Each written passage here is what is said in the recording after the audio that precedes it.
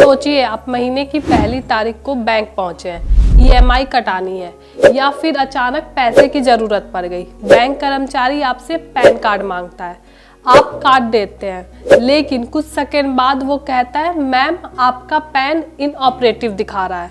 अब सवाल उठता है, पैन आपके पास है, वैलिड भी है, फिर भी काम क्यों नहीं कर रहा। नमस्कार, मैं अस्मिता त्रिपाठी और आप देख रहे हैं अमर उजाला।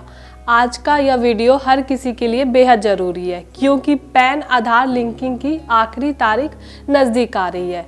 आज के वीडियो में जानेंगे क्या है पैन आधार लिंकिंग का नया नियम और पैन आधार की लिंक कैसे करें। सबसे पहले चेक करें कि आपका पैन लिंक है या नहीं। पैन लिंक है या नहीं यह जानने के लिए सबसे पहले इनकम टैक्स डिपार्टमेंट की ऑफिशियल वेबसाइट incometax.gov पर जाएं। नीचे लिंक आधार स्टेटस का विकल्प मिलेगा, वहां अपना पैन नंबर और आधार नंबर डालिए और फिर व्यू स्टेटस पर क्लिक करें। इसके बाद ही स्क्रीन पर साफ दिख जाएगा कि आपका पैन लिंक है या नहीं। आयकर विभाग के नियम के मुताबिक अगर 1 जनवरी 2026 तक पैन को आधार से लिंक नहीं किया गया तो आपका पैन इनऑपरेटिव यानी निष्क्रिय कर दिया जाएगा। खास ध्यान देने वाली बात है, जिन लोगों का आधार 1 अक्टूबर 2024 या उससे पहले जारी हुआ है तो उन्हें 31 दिसंबर 2025 तक लिंक करवाना अनिवार्य है। अब जानते हैं पैन इनऑपरेटिव का मतलब क्या होता है। पैन इनऑपरेटिव होने का मतलब यह नहीं कि आपका पैन रद्द हो गया। पैन तो रहेगा लेकिन यह टैक्स भरने के लिए बेकार होगा। इसके साथ ही बैंकिंग और निवेश में भी ये बेकार हो जाएगा, यानी कि कानूनी तौर पर आपके पास पैन मौजूद रहेगा लेकिन आप उसका इस्तेमाल नहीं कर पाएंगे। अगर पैन इनऑपरेटिव हो गया तो क्या क्या अटकेगा। अगर आपका पैन इनएक्टिव हुआ तो आप टैक्स रिटर्न फाइल नहीं कर पाएंगे। होम लोन, पर्सनल लोन मिलना मुश्किल होगा। बैंक में 50,000 से ज़्यादा जमा या निकासी नहीं कर पाएंगे। म्यूचुअल फंड, शेयर, एफडी में निवेश बंद हो जाएगा। ज़्यादा दर से टीडीएस कटेगा और इसके साथ ही सरकारी योजनाओं का लाभ अटक सकता है। अब आपके मन में यह सवाल आ रहा होगा कि पैन कार्ड लिंक डेडलाइन से चूकने पर कितना जुर्माना देना होगा। अगर आप तय सीमा तक लिंकिंग नहीं करवा पाते हैं तो पैन को दोबारा एक्टिव करने के लिए 1000 का जुर्माना देना होगा। यह पैसा जमा करना होगा इनकम टैक्स ई पे टैक्स सुविधा के जरिए। पेमेंट के बिना पैन एक्टिव नहीं होगा।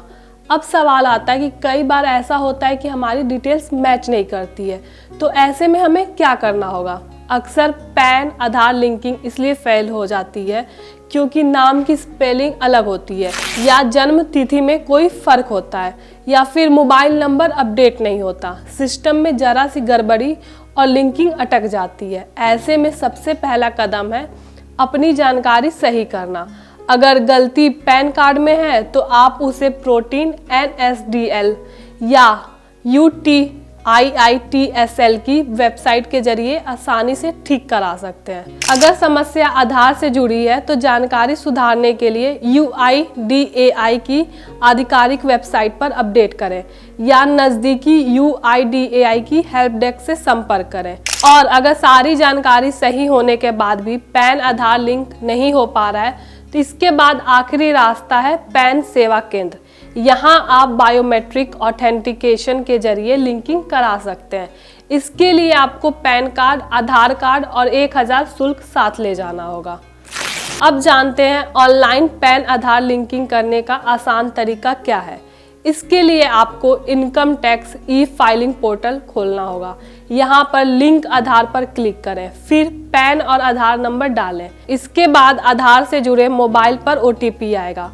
OTP डालते ही लिंकिंग प्रक्रिया पूरी हो जाएगी। अब सवाल आता है कि किन लोगों को पैन आधार लिंकिंग में छूट मिली है। आयकर अधिनियम 1961 के तहत कुछ लोगों को पैन के आधार से लिंक करने में छूट दी गई है।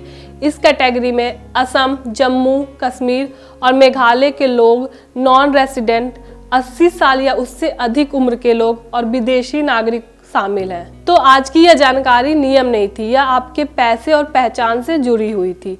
अगर आपको यह वीडियो अच्छा लगा हो तो लाइक करें, शेयर करें और ऐसे ही अन्य वीडियो के लिए अमर उजाला को सब्सक्राइब करें। अगर आप ये वीडियो YouTube पर देख रहे हैं तो हमारे चैनल को सब्सक्राइब कर बेल आइकन दबाएं और Facebook पर देख रहे हैं तो हमारे पेज को लाइक करें।